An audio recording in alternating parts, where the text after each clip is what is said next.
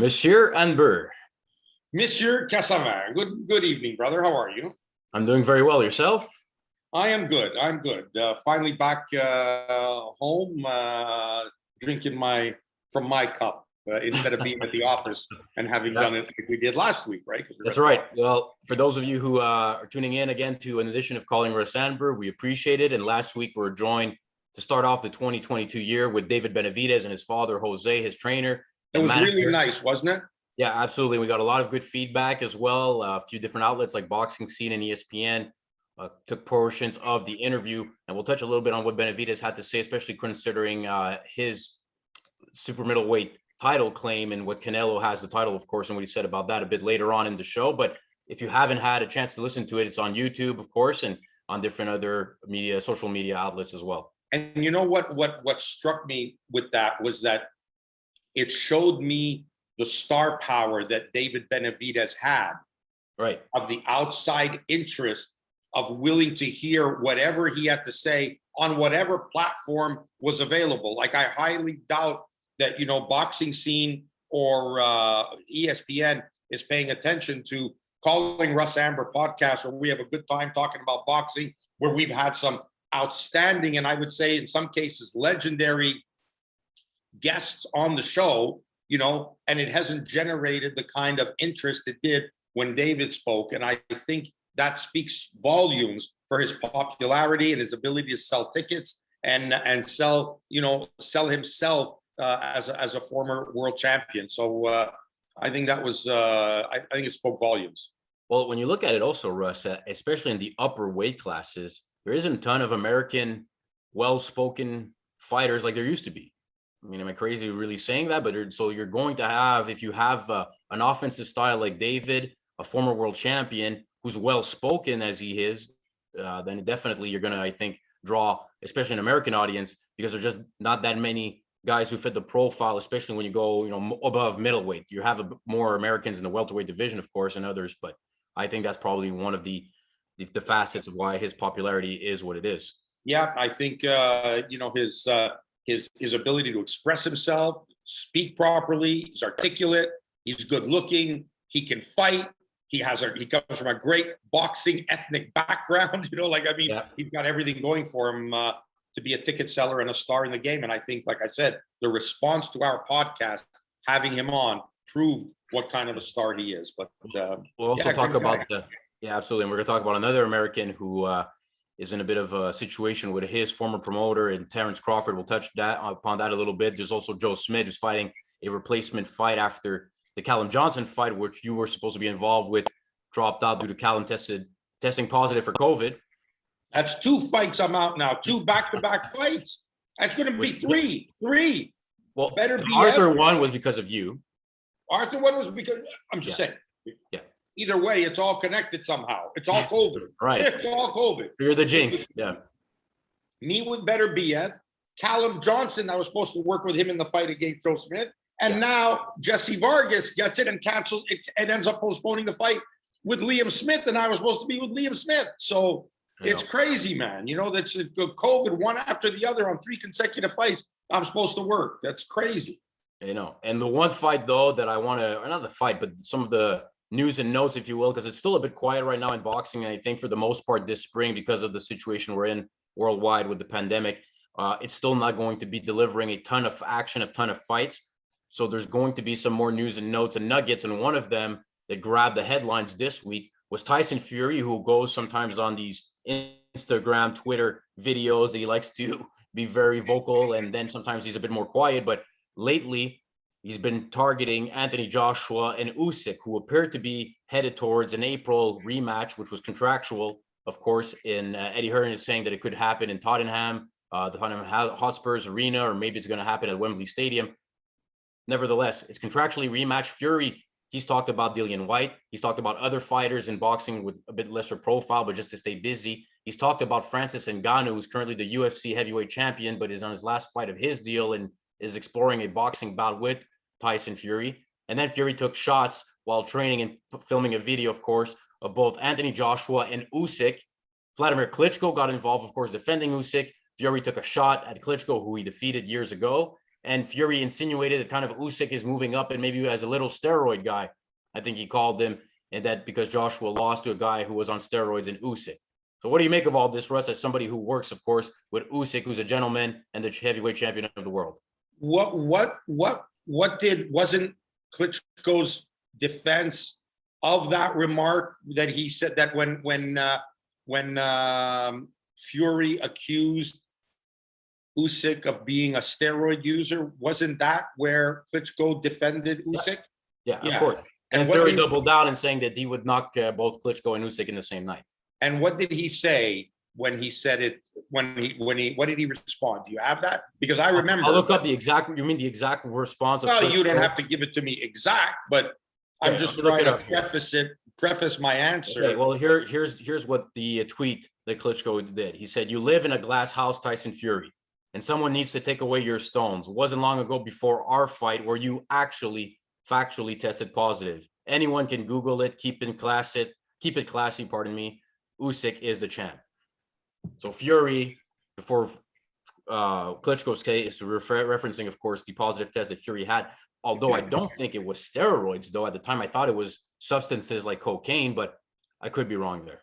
Doesn't matter. It was a PED. It was considered a PED. Yeah. Yeah. Whatever it was, listen, I'm just, doesn't Tyson also have a date that he's supposed to defend this title against the supposed mandatory challenger, Dillian White? Well, they can't come to an agreement because of the purse and the stakes. So now it's going back and forth. It looks like Top Rank is interested in making that fight. It makes sense. It would be a big fight with two big talkers. Yeah, but Dillian doesn't want to be on the 20% end of the purse bid. That's right. Yeah. So, who's he to demand more? You don't really like.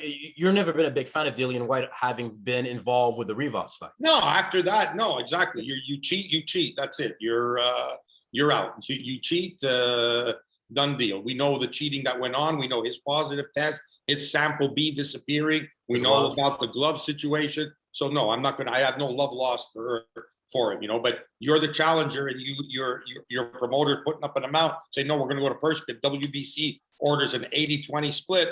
If you don't want the fight, then vacate your mandatory position and let somebody else take it. Okay, but what about Fury's comments of Usyk and insinuating that Usyk moved up all these weight classes because he's on steroids? I think this is, again, and we've spoken about this before, Matt, this just appears to be a reflection of the times. Just say whatever you want, whatever shit you throw on the wall, whatever sticks, you don't care. You're just throwing things out there. We've reached this age of shock jock, like it's you want to say stuff that get people so crazy, that what he said that, and then all of a sudden everybody's answering back the tweet, answering back. Did you hear what he said? It's just shock therapy, when at the end of the day, it's part of the boxing, and it's the style of the way certain fighters have become now that disgusts me about the sport. It really disgusts me about it, and almost to a point of hypocritical that I don't even trust you later when you say, congratulations, good fight. Everything that happened with him and Wilder. And I think I respect Wilder more for not having, said, no, I still don't respect you. I don't care if you beat me. I still don't respect you. Instead of saying, oh, yeah, you didn't be the good sport, because you spoke so bad about me for so long. And now after you beat me, you want to be nice to me.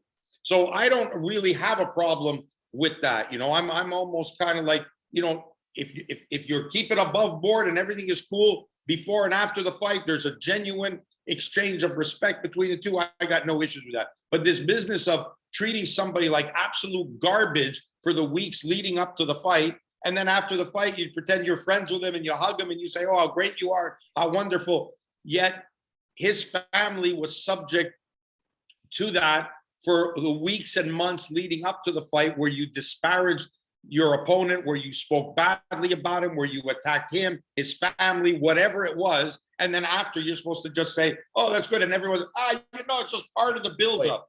Really? That needs to be part of the buildup? I don't believe that. Do you think it's a bit, in some sense, hypocritical to say that, Russ, when one of our favorite fighters, not yours, but mine, Muhammad Ali against Joe Frazier. There wasn't a lot of personal attacks from Ali back then. 100%. And you know what? George Chuvalo always told me that he was the meanest to Joe Frazier of everybody. And and Scully, who is the biggest Ali fan in the world, he will tell you that is the only black mark on Ali's otherwise perfect resume of how he was as an athlete, as a man, what he represented, was the way he treated Joe Frazier, because he went to a personal level that he should never have had to go through with somebody like Joe Frazier, especially after Frazier had helped him during his time he was in exile and then turned on. And that was the reason why Frazier had that hatred for Ali, because he felt betrayed. And yes, I agree. You know, Ali called, he called Liston the bear, and he'd say, "Oh, you're too ugly to be champion." But with Frazier, it was a new level of insult. He attacked him as a man. He attacked him as a man. His character, it hurt Frazier a lot, because he was a guy who believed in the brotherhood, and he was always very classy. And he never liked when he was talked to the way he was talked to, like Ali, and that went to another level. So that's the only thing. We've seen it in heavyweight boxing, though, especially. It's not just necessarily a sign of the times. With social media, we see it even more. But this type of mental warfare, in a sense, has been around for a while, especially in the heavyweight division. Like when you look at the Mike Tyson era and stuff, like there's been a lot of ugly trash talk. It just seems that Tyson Fury, I think, does it a little bit at times tongue in cheek. He's trying to be the winner at all times of the press conferences, and then he backs it up in the ring as well. Which is fine. It's fine. That's I get it. But you want to come out and say that you throw out there that Usyk is a little steroid user. You want to say something like that. I don't have to respect you after you say that. Right. I don't have to like what you say. You want to say it, I can't stop you from saying it. You're going to say it, and you're going to call Anthony Joshua or Usyk a big dosser, and you're going to say the things that you want to say and humiliate them and say, I can't stop you from doing that. But when you do that, you're going to have to understand that not everyone's going to like it. And I'm one that doesn't like it. Does it matter in your life? Probably not. That I care? Probably not. It doesn't matter. But I'm going to work really, really hard to make sure we win. Really, really hard to make sure we win. I thought the good news out of all this was that it was the first time I heard Fury publicly talk about Usyk in that fight. So it seems to me like he's intrigued about that fight, and maybe he's trying to get Usyk riled up, because Usyk to me seems like somebody extremely composed, and he won't be very easy to derail despite the insults as other fighters went. And I think at some point Wilder got to him, of course, with Fury. I don't think Usyk, even despite the language barrier, because Usyk still understands, I think, enough English to understand what Fury's talking about. I don't think it's going to bother Usyk whatsoever. At all. At all. He will use it as fuel. You think he'll use it the right way? 100%. And 100%. You still maintain, because you told me, the Joshua rematch, of course, is contractual, and that's not an easy fight, because Joshua, and I want to get to that in a second as well, but Joshua's going to come in motivated and maybe a bit different. Fury, Usyk, you maintain that's a fight that you think Usyk can win. I absolutely do. People think Fury, of course, is the big favorite right now against anyone in the heavyweight division. Perfect. No problem. No problem. Love it. Love it. And I'll tell you what, if I had an underdog to work with, Usyk would be the underdog I'd want. Perfect. No problem. Underdog, road warrior, I got no problem with Usyk. And you'll see. Mark my words. And I didn't just tell you this recently. I told you that a while ago. So let's see. Let's see. About so you think there's a way, despite the big size disadvantage, because there's even more of a pronounced height disadvantage against Fury than there was against Joshua? No problem. No problem. Well, no problem. Of course, there's a problem. I didn't mean to brush it off, but all this will be designed, and he'll be ready for this. And I don't think that it's going to make a difference. It's things you have to deal with. Obviously, that size of a man. That big of a man obviously is an imposing figure to have to deal with. There's no doubt about it. But Usyk is not a small man either. Believe me when I tell you he's not a small man. Ask Anthony.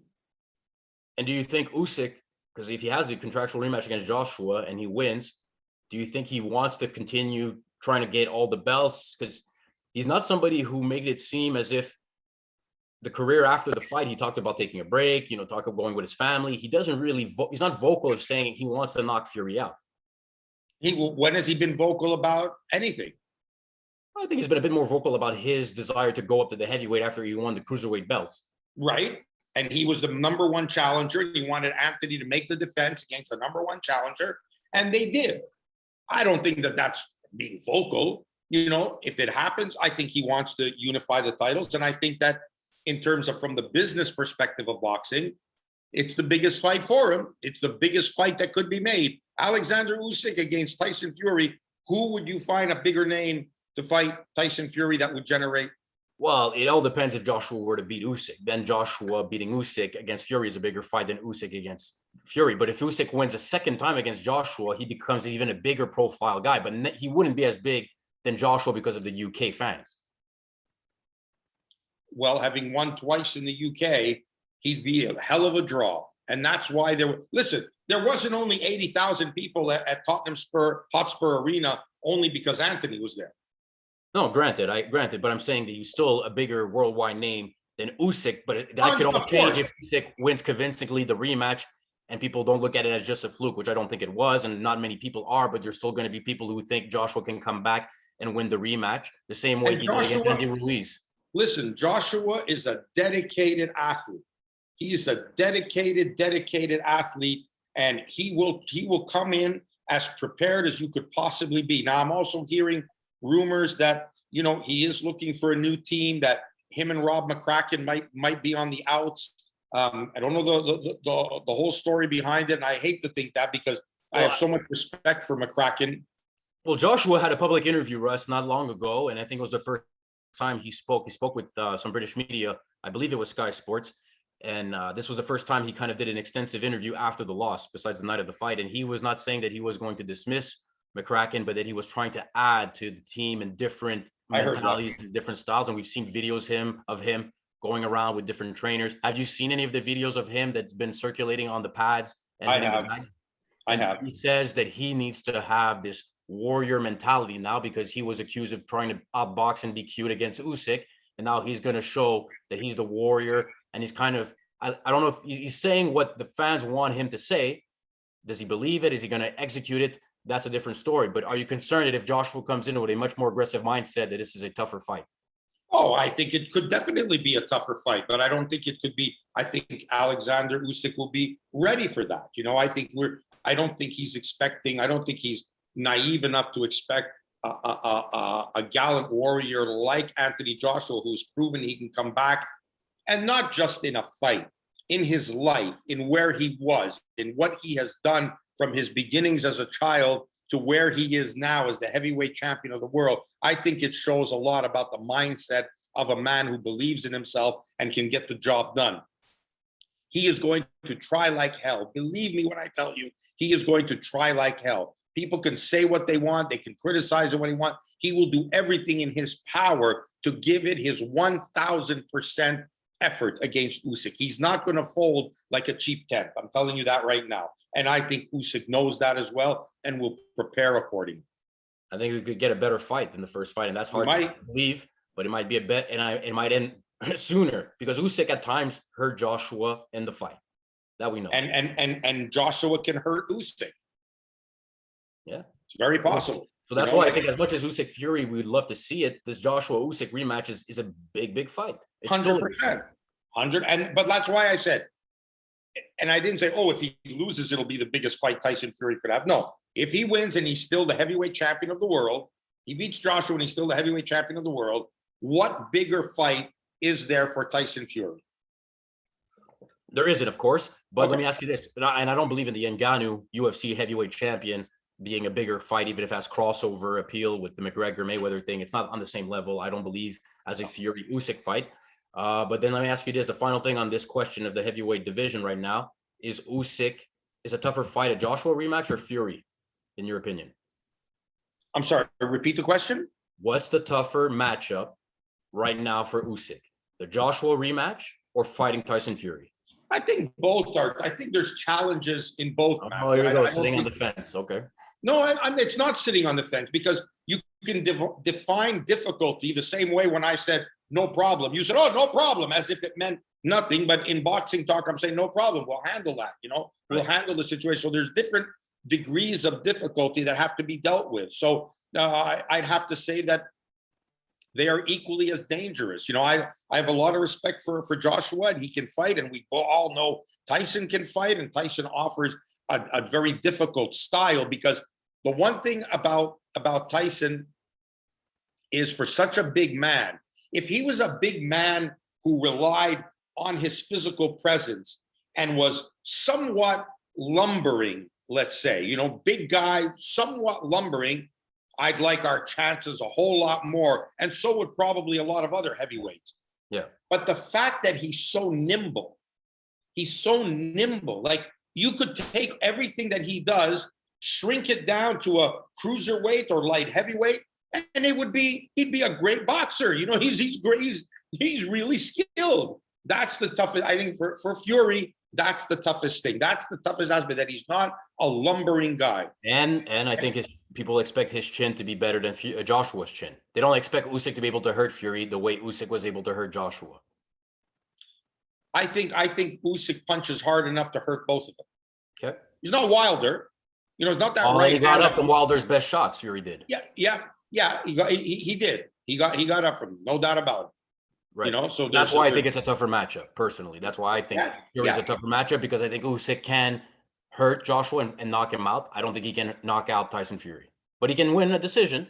But it's a tougher thing to do. I don't think if he is to stop Tyson Fury, doesn't stop him because he hits him with a good shot and it's over. Of course.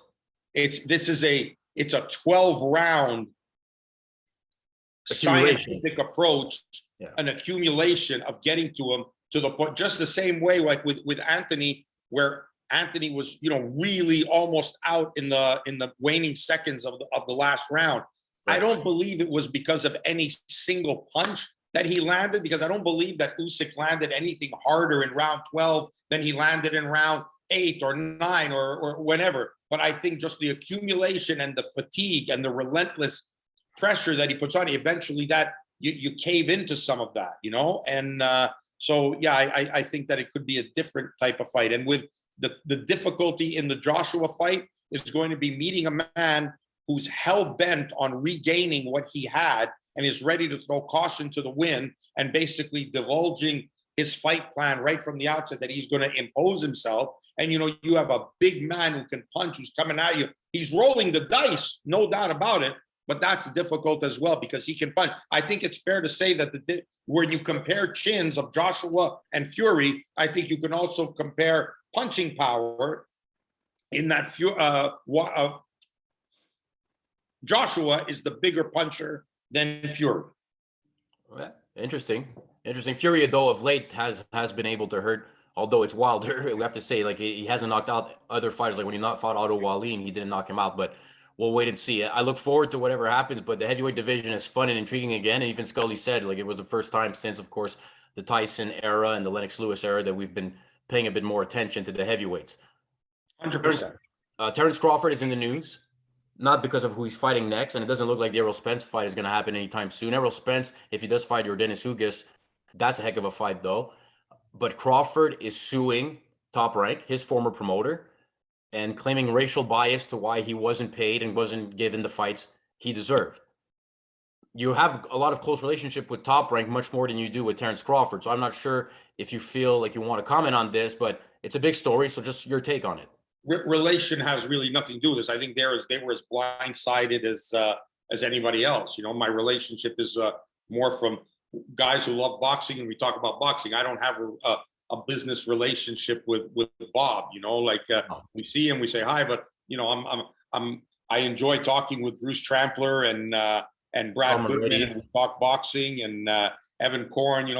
But it's because we love boxing. It's not because they're Top Rank. It's just that I'm at their shows. I work with the fighters that are on their cards. I think it's sad that it's come to this. I think it's just, again, a sign of the times. I don't know what's gone on. I don't know what was said, what was done, but basing it on racial bias how do you prove that in a court of law? Look, I How would do just you, know that.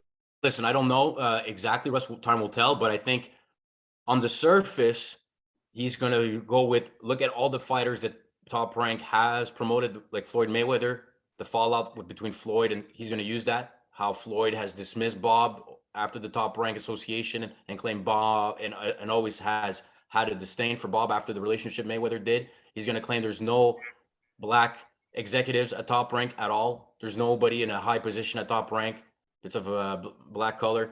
So he's gonna say that look, I'm not making the money I'm making compared to other fighters over at PBC who are the same skin color than I am. I think that's what he's gonna, and we'll see.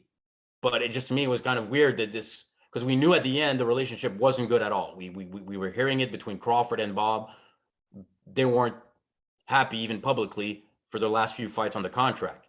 But this, of course, was a bit of a surprise. But look, the thing is, some people told me who's right now, is it Shakur Stevenson, who's the highest profile black fighter off the Top Rank has at the moment?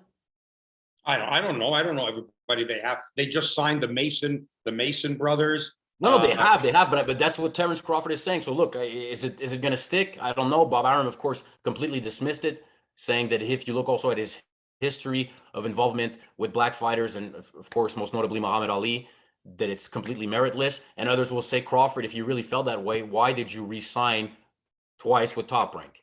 So Exactly. that's going to work against him. But I just think, again, Terence Crawford, it's going to be one of those fighters that he just had the Sean Porter fight, which was amazing. And people think he's still in his prime and maybe, if not the best pound for pound fighter, right up there in the top 3 and top 5 of the world. And he's not going to be able to kind of maybe live up to the expectations if he's always involved in these situations and not fighting Errol Spence or fighting the top guys at 147. Listen, I just think that it's sad that it comes to this. It's sad that this happens. Is one thing, like, I couldn't name you all the cases, but there are so many fighters that have taken the Warrens to court, Joe Calzaghe included, for money, for actual money issues, not raised on it, money. And they won in court against Frank Warren over monies that were supposedly theirs and was not given to them. Carl Frampton took the McGuigans to court for the same thing about money and won. And yet fighters still go and sign with those groups and stay with them. The fact that you turn around and do that to somebody that you went to see in order to get signed in the first place, they didn't force you to sign with them. You wanted to sign with them. So if you made that kind of a deal, did they rob you of money? Were you not paid what you were contractually accepted and signed for to fight? You signed the contract. I don't think they put a gun to your head. They gave you big purses to fight guys, the best that they could find for you at the time, but that were, you look at and say, well, maybe they weren't really, top of the pyramid guys. Maybe they were but you got paid top of the pyramid money for that, and you signed and you were paid for that money. If the case would have been, I was promised 9 million, they gave me 3. I was promised 7, they gave me 2.5. They owe me money. Okay, then I was promised a percentage of the gate. They told me this is what it made. Here's the TV numbers that we have. They underpaid me by 50%. Okay, then you got a case on something. But they paid you everything you contractually assigned to fight for. They made you champion of the world. They made you a millionaire. And now you turn around and decide that you're going to sue them, not because they didn't pay you, but because you don't feel you were treated properly based on your skin color and on theirs. I find that sad that we live in this, and we're seeing this now that it's happening. I don't know the details, Matt, and this is just surface talk that we're just talking about now. But I got to spend. I see Terence at the fights when he was with Top Rank. We've boxed on the undercard with him when I was with Mick Conlon. I think he's an outstanding fighter and certainly has to be considered one of the best pound for pound in the game. But I don't know what the deal is and how popular he is, what his star value is, what his ratings are like on TV. I don't know that stuff. Well, what doesn't help him maybe, and again, I don't want to comment too much on this because there's going to be a lot of interesting stories to come out that we don't know of, but PBC, a representative of PBC about 10 days ago said that the Crawford Spence fight, the biggest hiccup of it happening is that the demands contractually of both men are not realistic to making a profit for the promotion. So that kind of in itself says, look, we can put the two best together and they both deserve and are expecting a certain amount. And if we give them that amount, which they are entitled to, there's no way we're making money. Right. They're not going to sell enough pay-per-views to generate the revenue that these men deserve. So that's why the fight isn't happening. And there might be some truth to that. So there's a lot of truth to that, I believe. And I think that's not coming from Top Rank. That's coming from a PBC representative. I believe Tim Smith, but I don't want to misquote him. So I don't want to. Listen, that's very possible. And I think one guy who can absolutely attest to that, and we know this to be true, the marketplace is out of whack now anyways. There are guys who aren't even champions yet who are getting paid like champions. So they don't have to fight guys. We can just look at the lightweight division as a perfect example of that. The best are not fighting the best, but if you're managing any one of them and you're able to collect millions for fighting this guy. Some are fighting, like Lopez and Lomachenko and Kambosos have proven to be willing to fight the best. Correct. But Tank Davis, Ryan Garcia, you can make money off those guys without having to match them up against the best. And they're getting paid a lot of money, a lot of money per capita or pound for pound, whatever way you want to put it. I bet you Ryan Garcia made more to fight Luke Campbell than Lomachenko did.